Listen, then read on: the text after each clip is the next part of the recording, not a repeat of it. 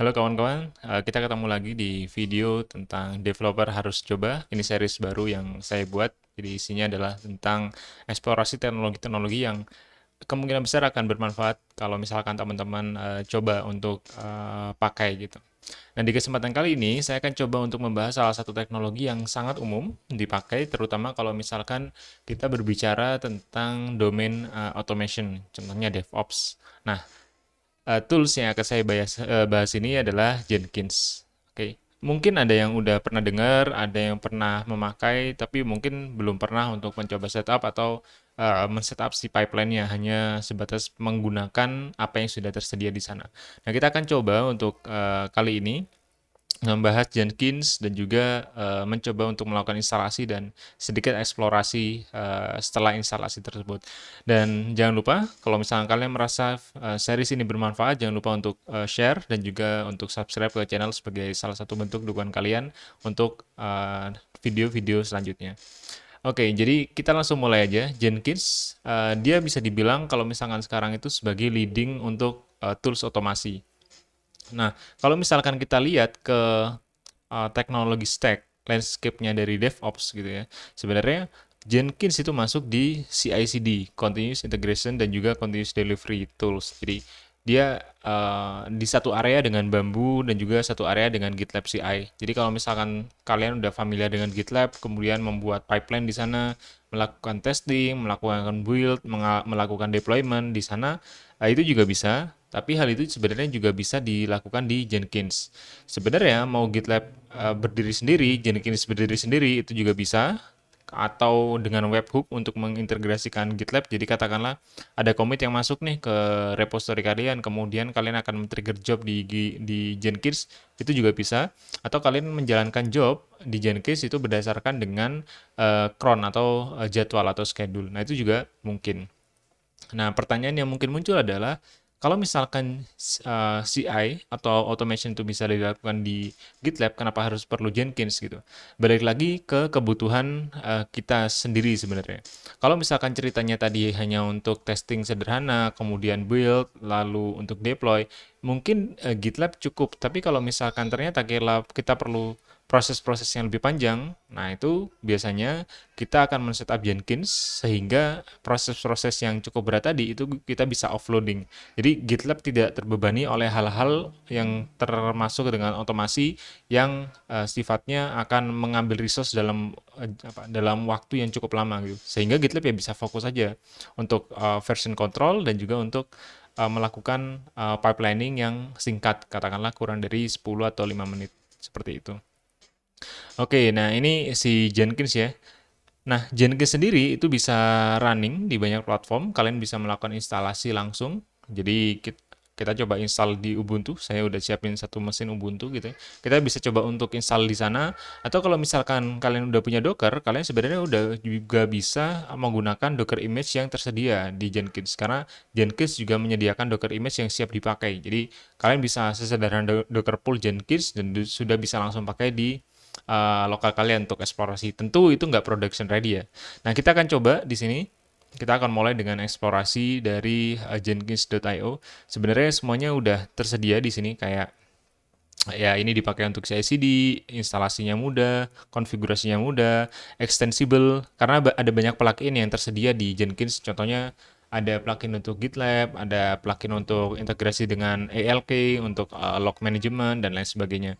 Dan juga bisa distribute, kalian bisa punya arsitektur master slave dan lain sebagainya.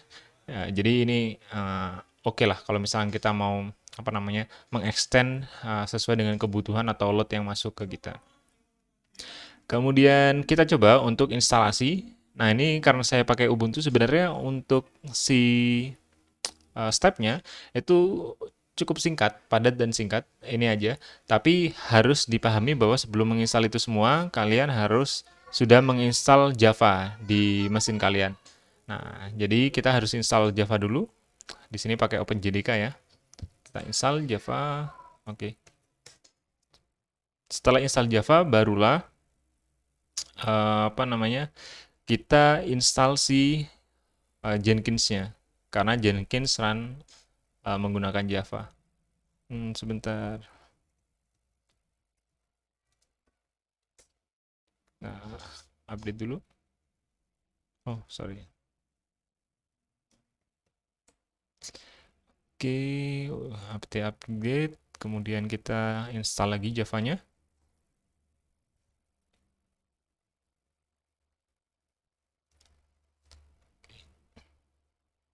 Oke, sambil menunggu. Oke, saya mau coba tunjukkan Jenkins Docker.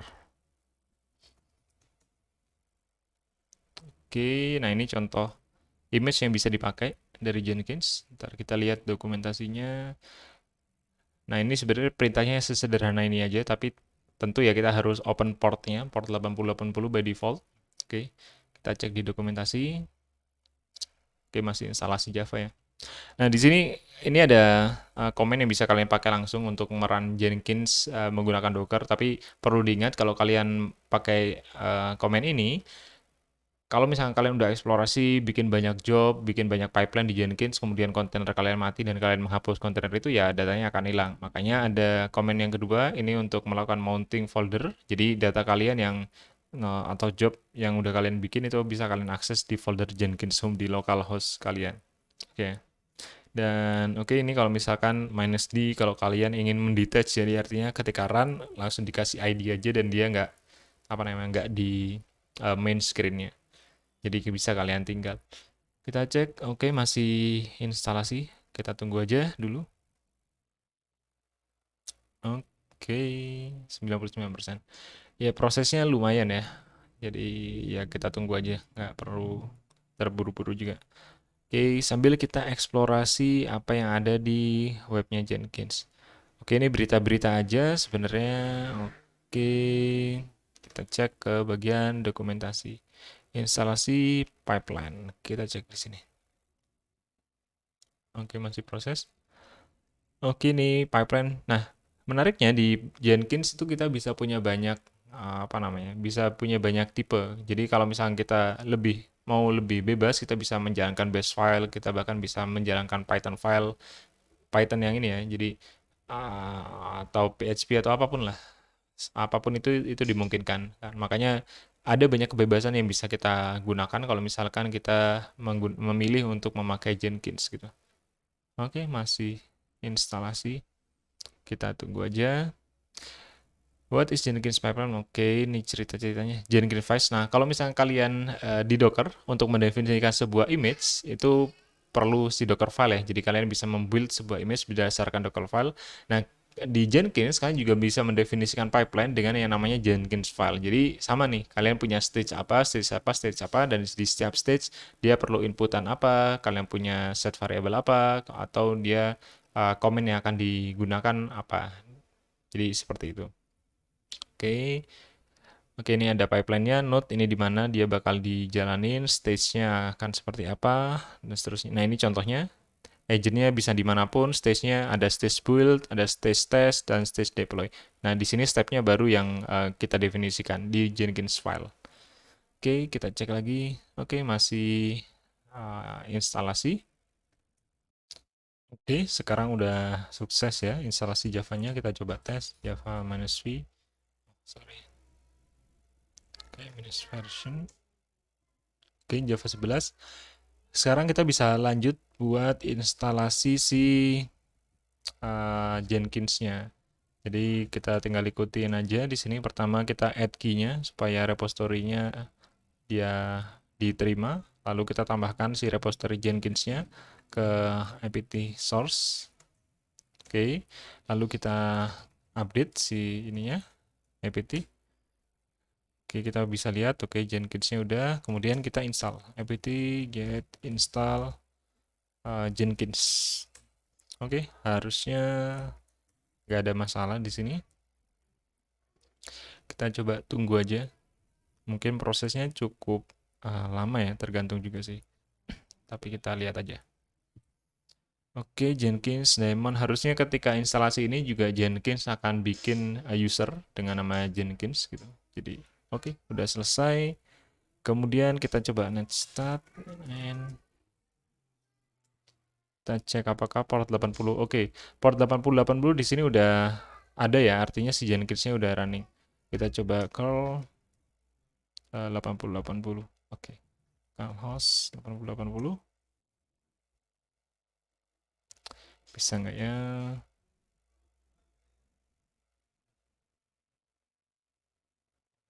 Kenapa nggak mau?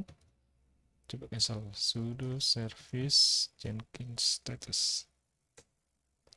Kita coba cek. Oke, ini udah aktif sih sebenarnya.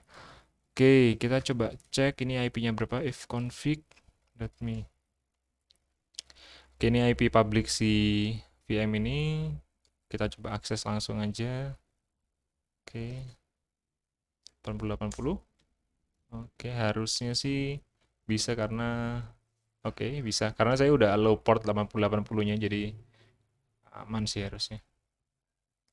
Oke, masih proses. Kita lihat ya sambil di sini berapa sih usage-nya. Oke, jadi ini spesifikasi servernya RAM 1 GB, 2 CPU ya. Jadi kalau buat eksplorasi kayaknya masih cukup. Ini free tier dari GCP, jadi kalian juga bisa coba. Oke, masih menunggu. Kita tunggu aja. Oke. Nah, kalian bisa lihat di sini ya. Dia base-nya Java, makanya ya mungkin spek 4 GB, 4 CPU lumayan. Jadi lebih cepat. Kalau 1 GB dan 2 CPU ya akan seperti ini jadi. Tapi ya nggak apa-apa. Kita tunggu aja. Bentar. Kita coba sambil cek lognya. Log.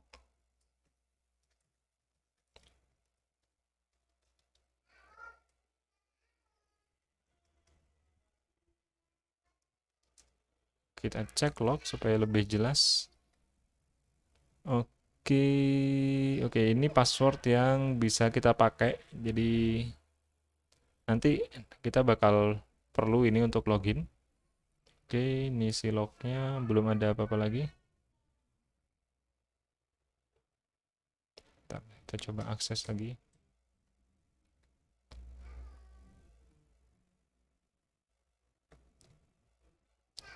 Oke, kita scroll.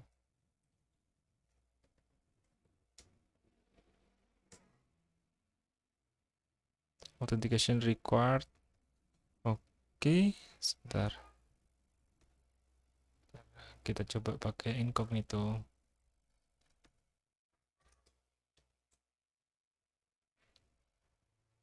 Oke, masih sama. Jadi Jenkins-nya masih proses ini. Ya, kita harus tunggu aja. Oke. Kita cek aja lognya seperti tadi. Jadi sambil nunggu, kita tunggu si Jenkins-nya supaya siap sampai ada prompt untuk loginnya. Oke, sekarang di sini udah kelihatan ya bahwa ada login page atau uh, initial page yang muncul gitu setelah kita instalasi. Nah, tadi kan kita cek di sini ada password ya. Nah, ini yang di log di jenkins.log ini yang bisa kita pakai untuk login di sini. Kita continue aja. Jadi Jenkins-nya udah siap dan oke, kita udah masuk sukses. Oke, ini install plugin atau ya kita select aja lah biar nggak semua plugin kita atau sebentar atau nggak perlu ya nanti dulu lah kita kita start aja pakai Jenkins. Jadi username by defaultnya admin, kemudian passwordnya pertama kalian bisa cek yang tadi ya di sini di jenkins.log. Setelah itu baru kita bisa ubah passwordnya di sini. Oke, sebentar. Configure. Oh, bukan, sorry. Kita harus cek.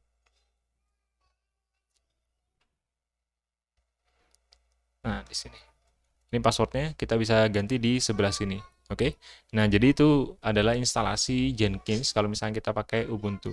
Jadi pastikan aja Java kalian udah terinstall, JDK11 oke, baru instalasi si Jenkins-nya dan cek default passwordnya di jenkins.log atau di file ini. Oke. Selanjutnya kita coba cek ke dashboard.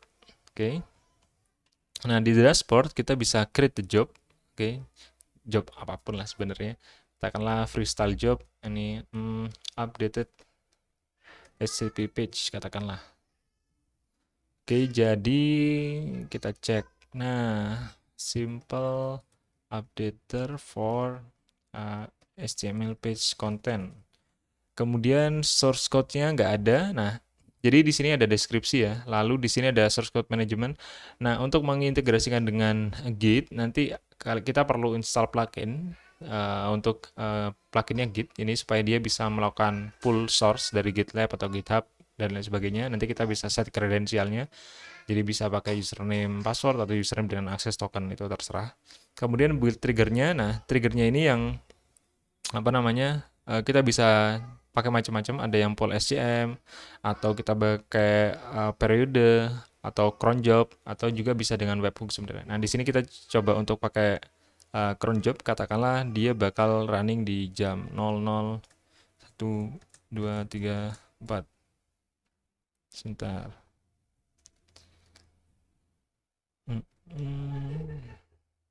Kita cek di sini periodically. Sebentar, kita cek. Oke, Woodlands Run. Oke. Nah, kalau misalkan kita coba per sekian menit.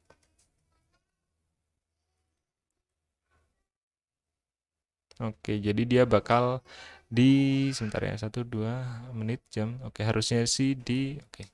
Ini bintang juga. Jadi harusnya sih setiap 5 menit dia bakal run. Nah, baru di sini ada stage build. Nah, di sini yang kita bisa definisikan ketika di job ini sebenarnya dia mau ngapain sih. Nah, ini kita bisa cek di sini. Katakanlah saya di sini install Nginx ya, sudo apt get install Nginx. Jadi saya mau open port 80. Ini sederhana aja. Oke, Nginx-nya kita cek dulu apakah udah running habis ini. Localhost. Oke. Kemudian kita cek lagi di cd var www html. Oke, ini si punyanya Nginx harusnya. Root kita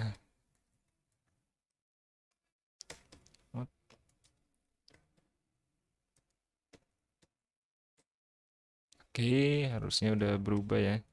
Supaya si Jenkins bisa Oke, sorry. Harusnya 777. Word readable. Writable. Oke, ini ada index.debian. Kita cek di sini. Oke, var www html index. Oke.